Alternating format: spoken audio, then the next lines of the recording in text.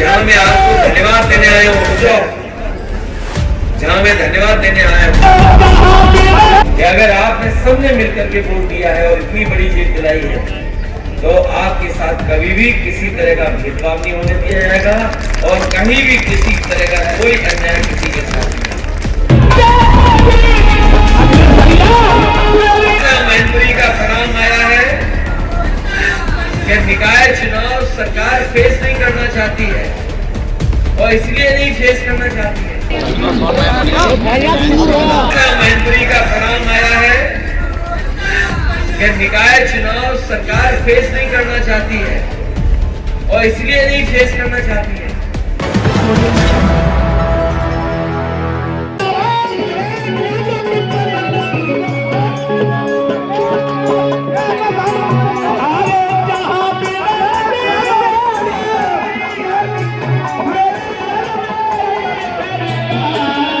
Button दबाकर श्रीमती डिम्पल यादव को लाखों लाख मतों से जिताने का काम इस जनपद मैनपुरी विधानसभा भोगाव ने किया।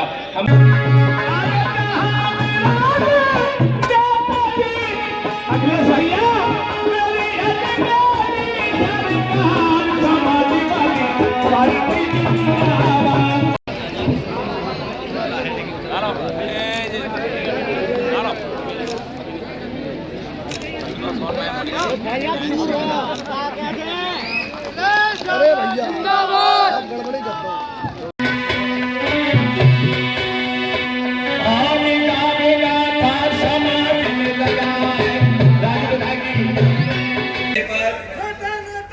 जहाँ मैं आपको धन्यवाद देने आया हूँ, जहाँ मैं धन्यवाद देने आया हूँ, वही मैं आपको भरोसा दिलाता हूँ कि राजनीति में अगर हमें आगे बढ़ाना पड़ेगा तो आप लोगों को आगे बढ़ाने का काम भी हम समाजवादी करते हैं। आज कल से कम सर्दी है, कल तो सूरज भी नहीं निकल पाया, आज कम से कम कहीं न कहीं वोटर सच बोल रहा है और कहीं न कहीं सच अपना बता रहा है। उसके माध्यम से कुछ ऐसी भी बातें उस चैनल में आई थी जो मुझे लगता था कि कहीं ये बात अगर फैलेगी तो हो सकता है हमारी पार्टी का नुकसान हो। इन्होंने बहुत कुरेदा उससे और कई तरह की बातें कही। वहां जो बुजुर्ग थे उन्होंने ये भी कहा कि कुछ लोग हैं पड़ोसी गांव के जो हमें परेशान करते हैं। मुझे लगा ये सच है, लेकिन हमारे पत्रकार साथी भी जानते होंगे, इतना बड़ा रिजल्ट देखने के बाद मैं ये कह नहीं सकता हूँ कि किसने वोट नहीं दिया। पहली बार ऐसा हुआ है मैनपुरी की जनता ने सब कुछ भुला करके समाजवादी पार्टी की मदद की। मुझे याद है मैंने सदन में भी एक बार कहा कि लखनऊ में जब पूर्व प्रधानमंत्री जी लोकसभा के सांसद थे, देश में वो प्रधानमंत्री थे, तो कूड़े से बिजली बनाने का उन्होंने कारखाना लगाया था। वो कारखाना बनकर के तैयार हो गया, वहां कूड़ा भेज दिया गया, लेकिन बिजली नहीं बनी थी वहां पर। और एक पत्रकार साथी जब उस इंजीनियर से पूछने गए कि ये बताइए कि ये जो कूड़े से बिजली बनाने वाले कारखाने में बिजली कितनी बनी है, उसने कहा ये बिजली नहीं बन पाई है और बिजली नहीं बन सकती है। पत्रकार ने फिर सवाल इंजीनियर से पूछा कि ये बताइए कि ये कूड़े से बिजली क्यों नहीं बन पा रही है, तो इंजीनियर ने जवाब दिया कि इस कूड़े की गुणवत्ता नहीं ठीक है, इसलिए बिजली नहीं बन पा रही। बताओ, कूड़े की भी गुणवत्ता ढूंढ रही थी भारतीय जनता पार्टी। और अगर किसी को ये कारखाना देखना है तो लखनऊ जाकर के वो कारखाना देख सकता है। तो इन्होंने सबसे पहले झाड़ू उठाया और जो डीजल पेट्रोल आप खरीदते हैं, आप पता कर लेना 2% इसमें सेस कटता है कूड़ा को हटाने के लिए, 2% स्वच्छ भारत के लिए सेस कटता है। बताओ कहीं कूड़ा हटाओ तो बताओ। और नालियां सीधी नदी में जा रही हैं, न केवल आपके मैनपुरी में जा रही है, पूरे उत्तर प्रदेश में हर शहर की नदी में ही नाले जा रहे हैं सीधे सीधे। ये जो काली नदी बह रही है कहां से चली है? बिल्कुल वहां से मुजफ्फरनगर से। और चलते चलते चलते इतनी गंदगी, इतना इसमें नाले जुड़े हैं कि उसका रंग ही काला हो गया है। और जाकर के कन्नौज में गंगा से मिल जाती है काली नदी। अभी तक काली नदी नहीं साफ कर पाई, और अगर काली नदी नहीं साफ कर पाई बीजेपी वाले, तो बताओ माँ गंगा कैसे साफ होगी? ये तो एक नदी जुड़ी है, यही यमुना, यही चंबल जाकर के, चंबल मिल जाती है इटावा में और यमुना मिल जाती है जाकर के प्रयाग में। और आप पूरे शहरों की गंदगी पता कर लो, इन्हीं नदियों में जा रही है। हजारों करोड़ रुपया आया है गंगा के नाम, हजारों करोड़ आया नदियों को साफ करने के लिए, लेकिन अभी तक नदी कोई साफ नहीं हो पाई। ये बात मैं इसलिए बता रहा हूं क्योंकि इसी डर से भारतीय जनता पार्टी ने निकाय के चुनाव आगे टाल दिए हैं। अगर इन्होंने नालियां साफ की होती, कूड़ा हटाया होता, ट्रैफिक ठीक किया होता, तो शायद ये चुनाव समय पर करा देते। उसका डिजिटल प्लेटफॉर्म पे कुछ जीटी रोड का इंटरव्यू में सुन रहा था। ये 4 लेन सड़क पर उसके बुजुर्ग थे, कुछ और लोग थे, और वो जानबूझ करके आपके समाज के लोगों से खुरदना चाहता था, जो पत्रकार था। क्या वो समाज के लोग क्या जवाब देंगे?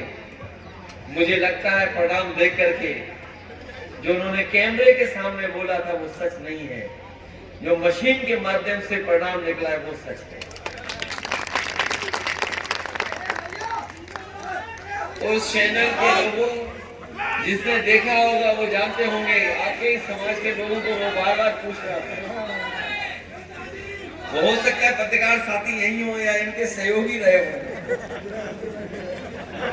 कि अगर आपने सबने मिलकर के वोट दिया है और इतनी बड़ी जीत दिलाई है, तो आपके साथ कभी भी किसी तरह का भेदभाव नहीं होने दिया जाएगा, और कहीं भी किसी तरह का कोई अन्याय किसी के साथ नहीं। क्योंकि अगर हम लोग भेदभाव और अन्याय मिटा देंगे, अगर कहीं कोई किसी तरह की बात होगी, अगर हम लोगों तक पहुंच जाएगी, तो कभी भी किसी व्यक्ति के साथ अन्याय नहीं हो सकता। ये मैं आपको आज भरोसा दिलाना चाहता हूं। लड़ाई बहुत बड़ी है, लड़ाई बहुत लंबी है। ये जो लड़ाई राजनीति में चल रही है, तो ये आज की लड़ाई नहीं है। आपने बहुत नेताओं को सुना होगा, सब लोग परिवर्तन चाहते थे, सामाजिक परिवर्तन हो, और उसके लिए समय समय पर आंदोलन हुए, समय समय पर नारे दिए गए। जिस समय शुरुआत हुई थी, हो सकता है आपके लोग राजनीति में वहां न पहुंचे हो, उस ऊंचाई तक न पहुंचे हो, लेकिन अभी हमारे वक्ता और अभिलाष सिंह जी जो कह रहे थे कि आरक्षण छीना जाए तो थप्पड़ मार कर छीन लिया जाए, वो जानते हो किसने कहा? इसलिए ये आरक्षण कोई इसलिए नहीं है कि हम किसी को आगे बढ़ा करके किसी को पीछे करना चाहते हैं। ये आरक्षण की व्यवस्था बाबा साहब भीमराव अम्बेडकर जी ने इसलिए दी संविधान में कि जो लोग पीछे छूट गए उनको कम से कम बराबर खा जाए, उन्हें भी सम्मान देकर के बराबर तक पहुंचाया जाए। और जो लोग अखबार पढ़ते होंगे, जो आसपास देखते होंगे, ये सरकार प्रयास कर रही है कि बाबा साहब भीमराव अम्बेडकर जी का दिया हुआ अधिकार, जो दिया हुआ हक, को छीनने की साजिश चल रही है।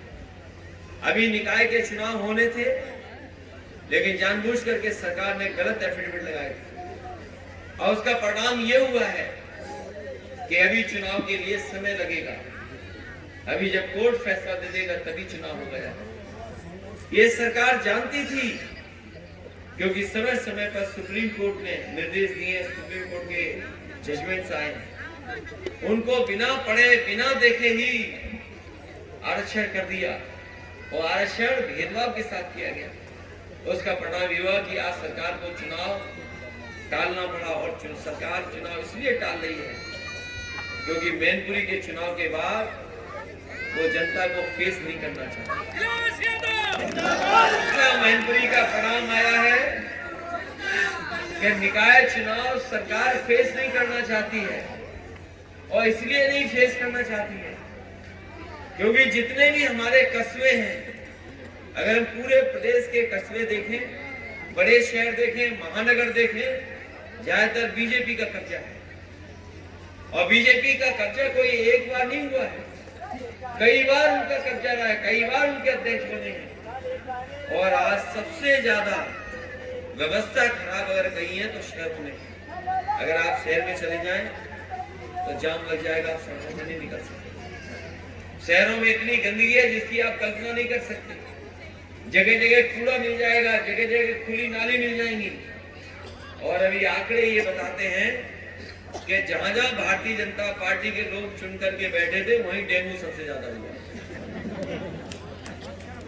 ये जो डेंगू की खबरें आ रही थी, हमारे पत्रकार साथियों जानकारी करना है, जहां मेयर बीजेपी के थे वहां डेंगू ज्यादा हो रहा था। जहां नगर पालिका के अध्यक्ष बीजेपी के थे वहां डेंगू ज्यादा हो रहा था। वो इसलिए डेंगू हो रहा था कि मच्छर भगा नहीं पाए और नाली अभी तक ठीक नहीं कर पाए। और कूड़े के लिए आपको याद होगा, वो बात आप मत भूलना कि कूड़े को हटाने के लिए देश के प्रधानमंत्री जी ने झाड़ू उठाया था। बताओ कितने साल पहले झाड़ू उठाया था? 9 साल पहले। क्या कूड़ा खत्म हो गया? अभी नहीं। पिछली बार रात को मैं निकला था आपका कार्यक्रम करके, तो यही मैनपुरी कस्बे के किनारे कुछ लोगों ने मुझे रोक करके कहा, इन्होंने रोक करके कहा कि यहाँ पर सब मैनपुरी का कूड़ा फेंका जा रहा है। न केवल मैनपुरी बल्कि पूरे प्रदेश में कहीं भी भारतीय जनता पार्टी की सरकार कूड़े का इंतजाम नहीं कर पाई।